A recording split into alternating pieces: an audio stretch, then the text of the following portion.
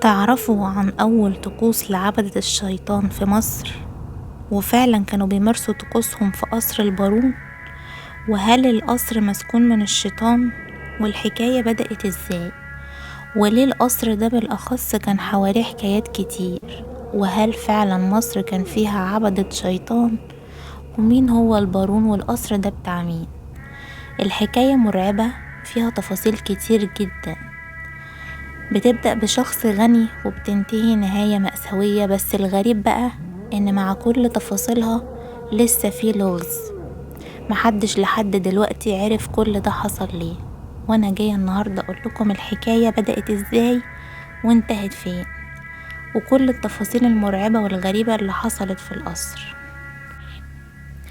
علشان نعرف كل حاجة عن قصر البارون لازم نعرف في البداية مين هو البارون، وازاي القصر ده اتبنى، وايه الاحداث المريبة اللي حصلت فيه لحد وقتنا هذا. وهنحلل مع بعض الموضوع المرعب ده وهنحاول نفهمه.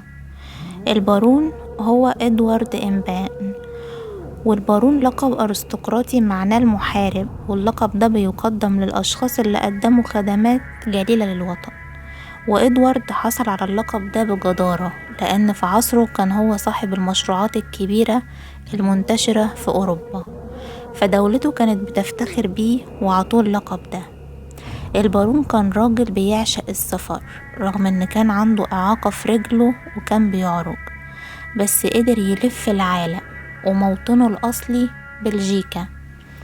بدأت رحلته من أفريقيا وغابات الأمازون لحد الهند، وأعجب جدا بعادات وتقاليد الهند وحبها، لأن الهند بتتمسك بعادات وتقاليد الماضي وبيفتخروا بيها.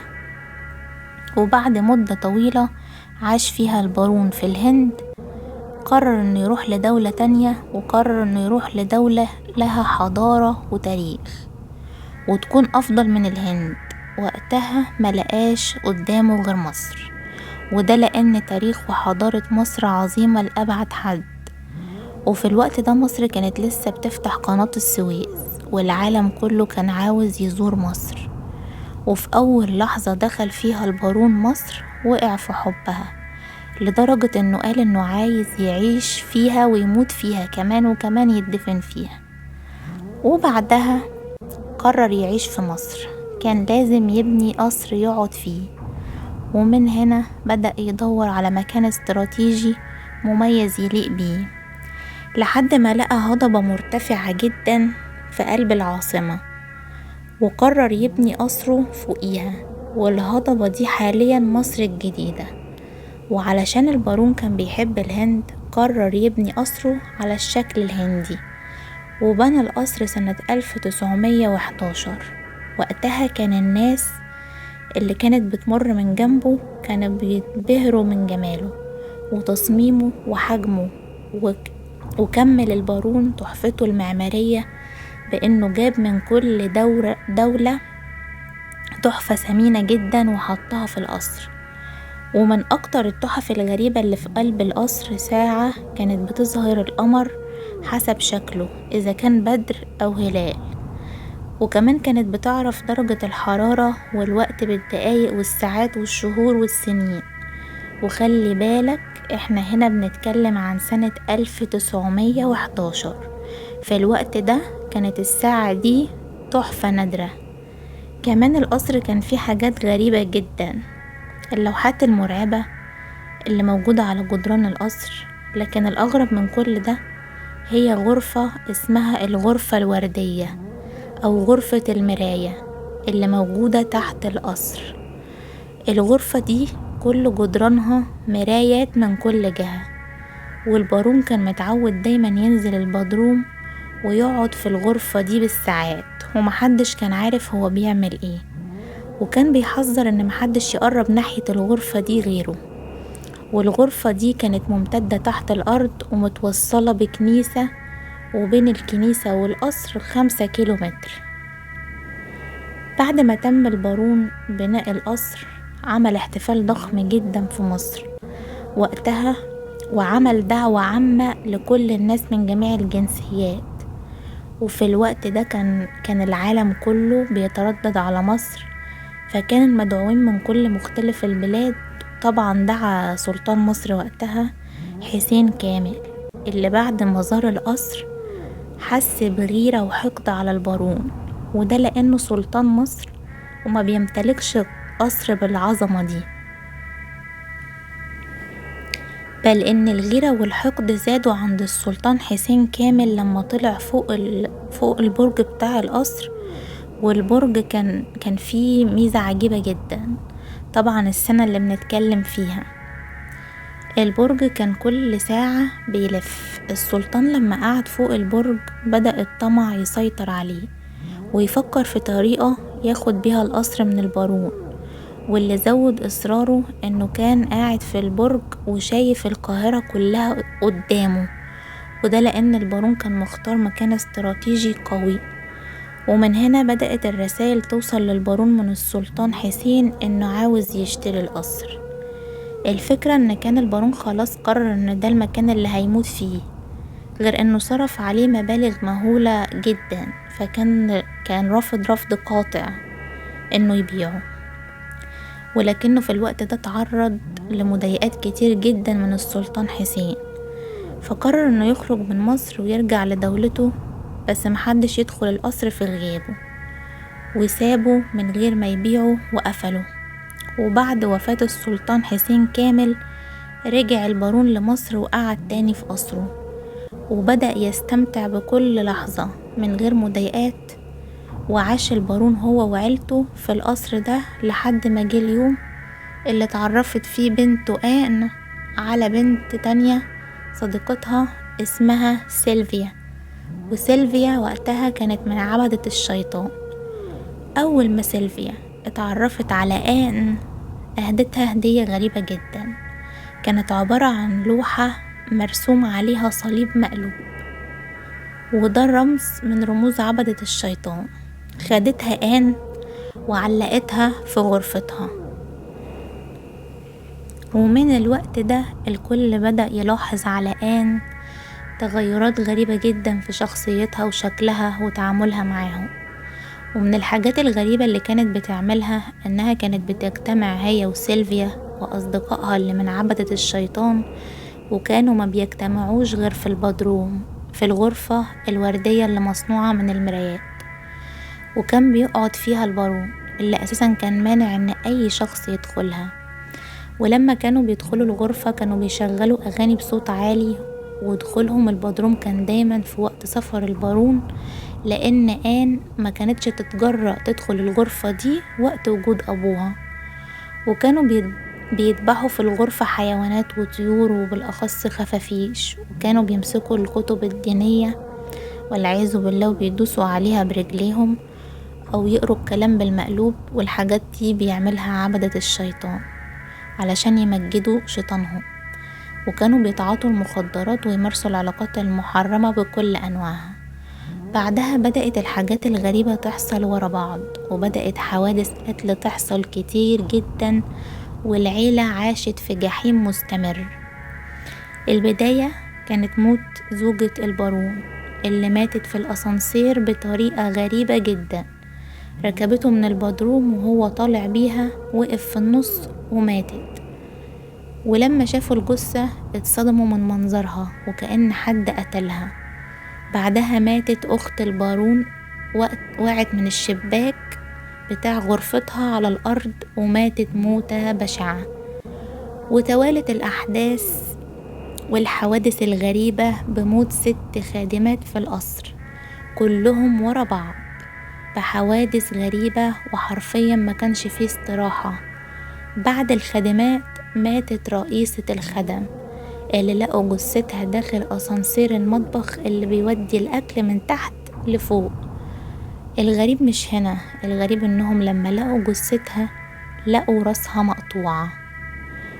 وبعدين لقوا جثة أخو البارون ميت في سرداب القصر بطريقة مجهولة برضو وغريبة. في بعض الأحيان ما كانوش بيقدروا يحددوا سبب الوفاة، ودايما القاتل مجهول. والغريب أكتر إن كل ما يموت شخص ويدوروا على آن يلاقوها بتحاول تنتحر، وكانوا دايما ينقذوها. لحد عمرها ما بقى 19 سنة، وحاولت تنتحر وماتت. بعد كل الحوادث دي ما بقاش موجود في القصر غير البارون وبنته الصغيرة اللي كانت عندها شلل أطفال، اللي بعد ما امها ماتت حالتها زادت سوء، وكان البارون بيعاملها بطريقة سيئة جدا. بعدها أصيبت البنت دي بمرض نفسي غريب جدا، حتى الأطباء نفسهم معرفوش يحللوا مرضها، وما كانش له علاج.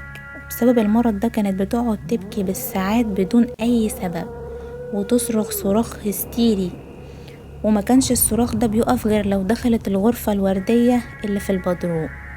وبعد ما تطلع من الغرفة دي كانت بتقول كلمات غريبة جدا لأي شخص تقابله: صديقي الوفي داخل الغرفة، كلمني وطمني عليك.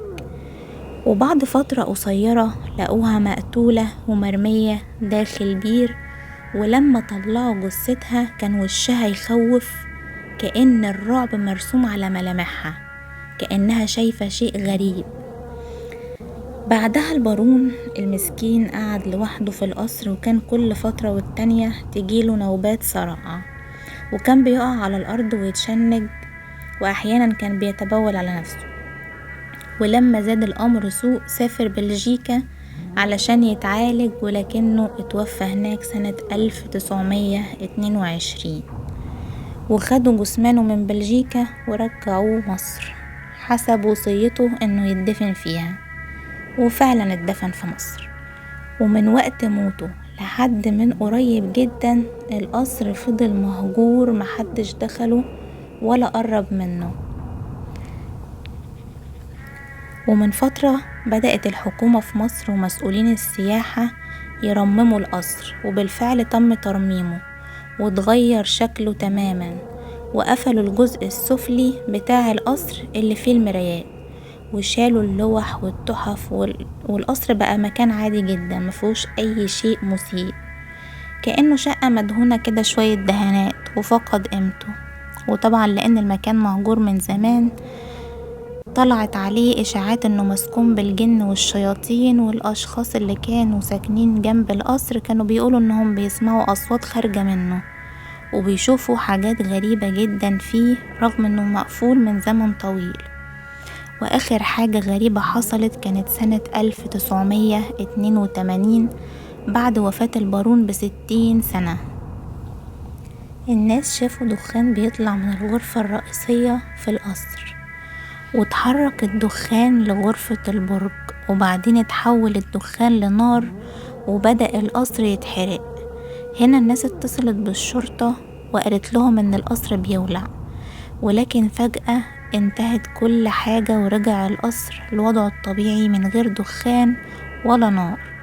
المشكلة بقى ان مش شخص او 2 اللي شافوا الواقعة دي، بل معظم سكان المكان.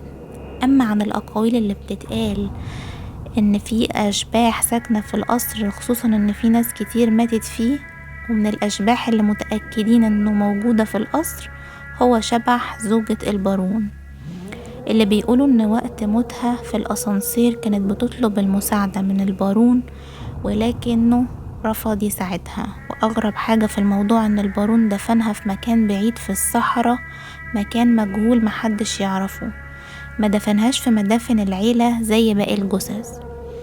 وفي أقاويل بتقول إن الشبح اللي متأكدين إنه موجود في القصر هو شبح المصمم اللي صمم القصر، اللي هو ألكسندر مارسيل، وبيقولوا إن البارون في الوقت ده قتله علشان ما يصممش قصر شبهه لشخص تاني.